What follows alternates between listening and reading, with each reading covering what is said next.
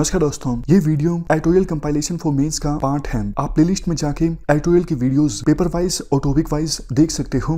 और अगर आप दिसंबर 2019 के बाद की वीडियोस को देखना चाहते हो तो वीडियो के नीचे मौजूद ज्वाइन बटन की सहायता से आप मेंबरशिप को ज्वाइन कर सकते हो। चलिए डिस्कशन स्टार्ट करते हैं। आप जीएस पेपर 2 के इस टॉपिक से आर्टिकल को रिलेट कर सकते हो। देखो, इंडिया का जो क्राइम डेटा है वो क्राइम की बिल्कुल बारीकियों को कैप्चर नहीं कर पाता है। फॉर एग्जाम्पल, क्या आपने कभी सोचा है हमारे देश में कितनी प्रेगनेंसीज ऐसी होती हैं जो वुमन के कंसेंट के बिना होती हैं? बेशक उन प्रेगनेंसीज के ऊपर मैरिज का पर्दा होता है, लेकिन वो वुमन की कंसेंट के बिना होती हैं। देखो, जब घर में डोमेस्टिक वायलेंस होता है महिला के ऊपर, तो वो फिजिकल वायलेंस या फिर मेंटल वायलेंस तो हो सकता है कि क्लिनिक के द्वारा कैप्चर कर लिया जाए, डॉक्टर्स उस वायलेंस को कैप्चर कर सकते हैं।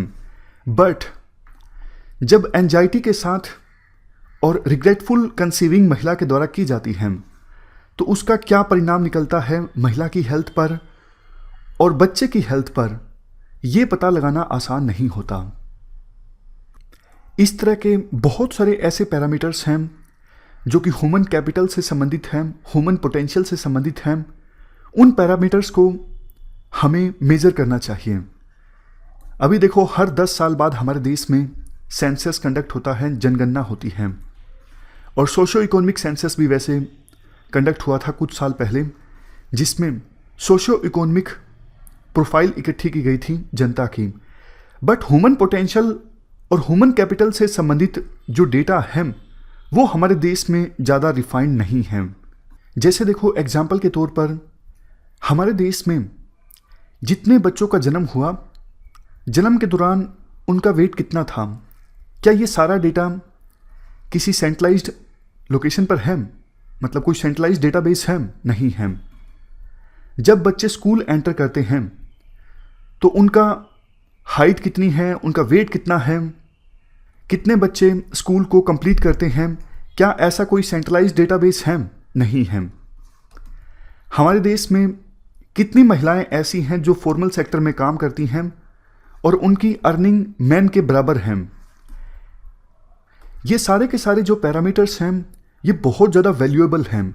इनके आधार पर सेंट्रल गवर्नमेंट बहुत ही इफ़ेक्टिव ढंग से पॉलिसीज़ को फॉर्मुलेट कर सकती हैं। आगे आगे हम आर्टिकल में देखेंगे कैसे। आर्टिकल में कहा जाता है, देखो, जो अंडर एज मैरिज होती है गर्ल्स की, वो तो बिल्कुल होनी ही नहीं चाहिए। सरकार को ये इंश्योर करना चाहिए हर एक बच्चा जो है अपनी सेकेंडरी स्कूलिंग को कंप्लीट करें, स्पेशली रूरल एरियाज में गर्ल्स। अगर ऐसा होता है तो इसका बहुत ही अच्छा इम्पैक्ट देखने को मिलता है।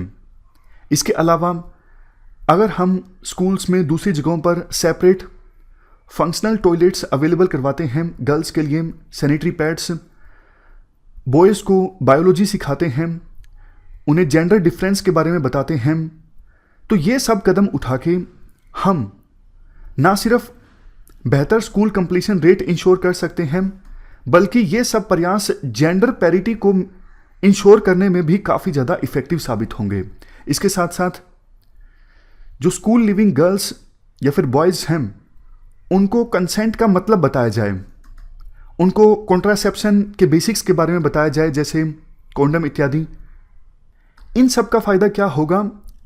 आर्टिकल के शुरुआत में जो हमने बात की, न जाने कितनी प्रेगनेंसीज महिला के कंसेंट के बिना होती हैं, तो फिर हम ये सारे कदम उठा के ये इंश्योर कर पाएंगे हर एक जो प्रेगनेंसी होगी वो डिज़ायर्ड होगी, दोनों की इच्छा से होगी और हैप्पी वन होगी। इसके बाद कुछ दूसरे बर्थ इश्यूज की बात करते हैं। मान लिया प्रेगनेंसी में मैन और वुमेन दोनों की कंसेंट है, लेकिन देखो, बावजूद इसके कोई ज़रूरी नहीं हर एक प्रेगनेंसी से लाइव बर्थ होगा। हमारे देश में स्टिल बर्थ का नंबर बहुत ज़्यादा है। स्टिल बर्थ का क्या मतलब होता है? या तो देखो, बच्चे की डेथ हो जाती है गर्भ में ही या फिर डिलीवरी के दौरान, तो इसे कहा जाता है स्टिल बर्थ। मतलब बच्चा मरा हुआ पैदा होता है या फिर डिलीवरी के दौरान बच्चे की डेथ हो जाती है। काफ़ी बार क्या होता है, स्टिल बर्थ के नंबर्स को नियोनेटल डेथ रेट में काउंट कर लिया जाता है।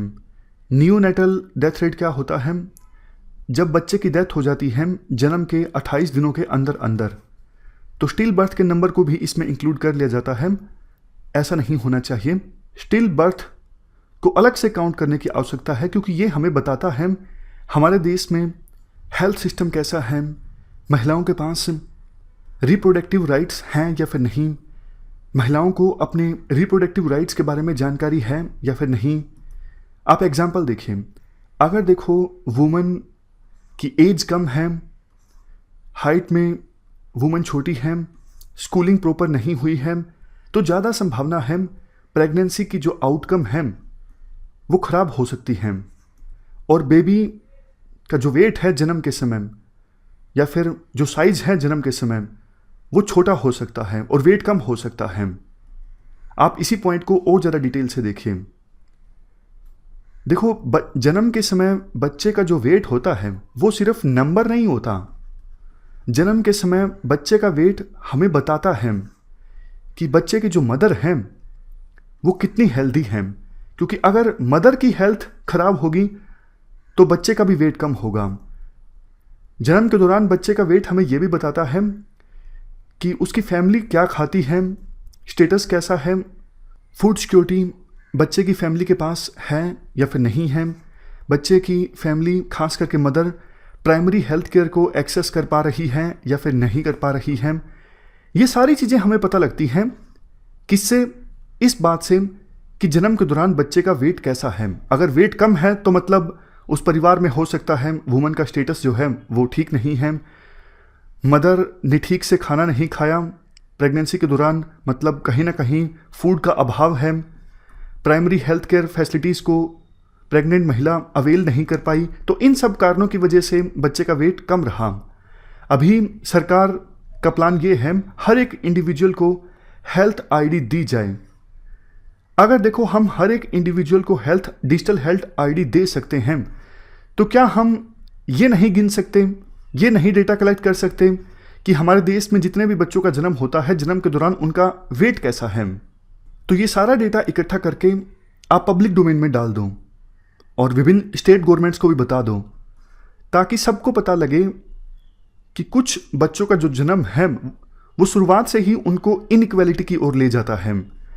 क्योंकि देखो, अगर बच्चे का वेट कम है तो आगे जाके न्यूट्रिशन भी प्रॉपर बच्चे को नहीं मिलता है, तो फिर शुरुआत से ही बच्चे की जो डेवलपमेंट है ना सिर्फ बॉडी की बल्कि दिमाग की नहीं हो पाती। अगर बॉडी और दिमाग की डेवलपमेंट ठीक से नहीं हो पाएगी तो स्किल ठीक से ग्रहण नहीं की जाएगी उस बच्चे के द्वारा, और पुबर्टी की ओर वो बच्चा आगे बड़ा होके जाता जाएगा। मतलब ये विशियस साइकिल जो है गरीबी का, कि आपके माता पिता गरीब थे, उसका इम्पैक्ट आप पर भी पड़ा, आपका डेवलपमेंट ठीक से नहीं हुआ तो इसलिए आप भी गरीब रहे, उसके बाद आपके बच्चे भी गरीब होंगे। ये इंटरजनरेशनल जो पुबर्टी है उसका एक रीज़न ये भी है। इसके बाद आर्टिकल में ये कहा जाता है, जैसे देखो बर्थ के दौरान बच्चे का वेट से हमें बहुत कुछ पता लगता है, उसी प्रकार से 5 साल की उम्र जब बच्चे की होती है तो उस दौरान हाइट और वेट का प्रोपोर्शन कैसा है, इससे भी हमें बहुत कुछ पता लगता है कि शुरुआत में बच्चे के जन्म के बाद माँ ने दूध पिलाया या फिर नहीं, 0 से 5 साल की एज में न्यूट्रिशन ठीक से कंज्यूम किया या फिर नहीं, और वैक्सीनेशन उस बच्चे की हुई या फिर नहीं, बहुत सारी चीज़ों का पता लगता है। तो कहने का मतलब राइटर का ये है, हम हर 10 साल बाद गिनती करते हैं, उससे हमें बहुत कुछ पता नहीं लगता, लेकिन ये जो पैरामीटर्स है ना, हाइट वेट प्रोपोर्शन 5 साल की एज तक और उसके बाद बर्थ वेट, ऐसे ऐसे इंडिकेटर से हमें बहुत कुछ पता लग सकता है। हमें मल्टी डायमेंशनल पुबर्टी का अंदाज़ा लग सकता है अगर ये सारा डेटा हम इफेक्टिव रूप से इकट्ठा करें। सबसे बड़ी बात, इस प्रकार के डेटा से, इस प्रकार के पैरामीटर से हमें ह्यूमन कैपिटल और ह्यूमन पोटेंशियल के बारे में पता लगता है। अगर देखो बर्थ वेट कम है, अगर देखो 5 साल की एज तक, तो जाहिर तौर पर उस बच्चे का डेवलपमेंट ठीक से नहीं हो पाएगा, यानी पूरी तरह से वो बच्चा अपने पोटेंशियल, अपने कैपिटल को अचीव नहीं कर पाएगा। आर्टिकल में एक बात ये बोली जाती है, सरकार को हर एक बच्चे पे ध्यान देना जरूरी है, क्योंकि हर एक बच्चा अपने आप में रत्न है, और जो जिनमें से कुछ आगे जाके औपचारिक रूप से भारत रत्न को प्राप्त करेंगे। इसके बाद आर्टिकल में इम्प्रूव्ड लर्निंग की बात की जाती है।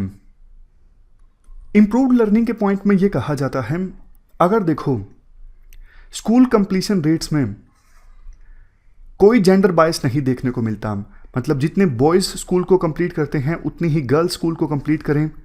कोई रूरल अर्बन डिवाइड नहीं देखने को मिलता, जितने अर्बन एरियाज के बच्चे स्कूल को कंप्लीट करते हैं उतने ही रूरल एरियाज के बच्चे कंप्लीट करें। और पेरेंटल इनकम का डिवाइड भी अगर नहीं देखने को मिलता तो इसके बहुत सारे फायदे होते हैं। इससे हम ना सिर्फ मैटरनल मोर्टेलिटी रेशो कम कर सकते हैं, मतलब जन्म के दौरान मदर्स की जो डेथ हो जाती है उस रेशो को कम कर सकते हैं। न्यूनेटल रेट, मतलब बच्चे के जन्म के 28 दिनों के अंदर बच्चे की जो डेथ हो जाती है, इसे कम कर सकते हैं। और 5 साल के अंदर जो बच्चों की डेथ हो जाती है उस रेशो को भी कम कर सकते हैं। कैसे? क्योंकि देखो, अगर स्कूलिंग हुई है तो मतलब गर्ल्स एम्पावर हुई हैं, और एम्पावरमेंट से मैरिज देरी से होगी, जल्दी मैरिज नहीं होगी। और इसके साथ साथ महिलाओं को अपने रिप्रोडक्टिव राइट्स के बारे में जानकारी होगी। इसके बाद ये बोला जाता है, अगर देखो जन्म के बाद बच्चे को न्यूट्रिशन ठीक से नहीं मिला है तो मतलब उसमें खून की कमी हो जाती है, एनीमिया का शिकार वो बच्चे हो जाते हैं।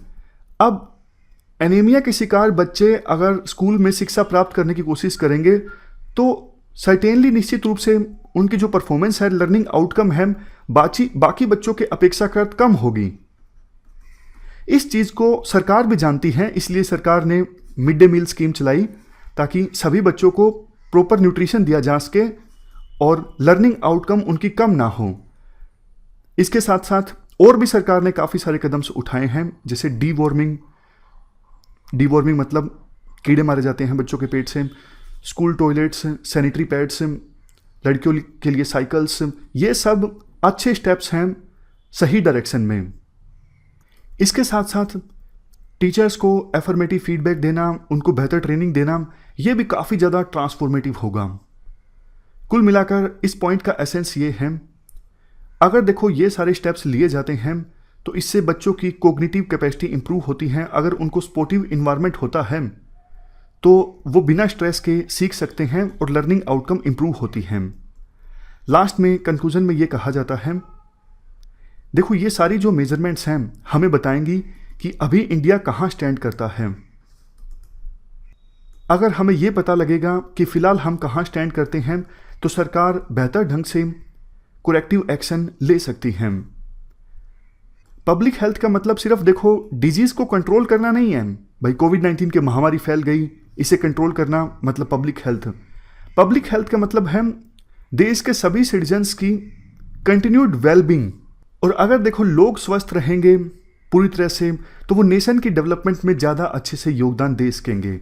इंडिया की ग्रेटेस्ट जो एसेट्स हैं वो जनता है, और फ्यूचर में भी ग्रेटेस्ट एसेट्स जनता ही रहेगी, इसलिए उनकी वेलबींग बहुत ज़्यादा ज़रूरी है। अगर जनता इल एजुकेटेड है, हेल्दी नहीं है, तो इससे नुकसान ज़्यादा होगा। ना सिर्फ वो अपना नुकसान करेंगे बल्कि सोसाइटी का भी नुकसान करेंगे, देश का भी नुकसान करेंगे। इस डिस्कशन में फ़िलहाल इतना ही है। Thank you very much for discussion.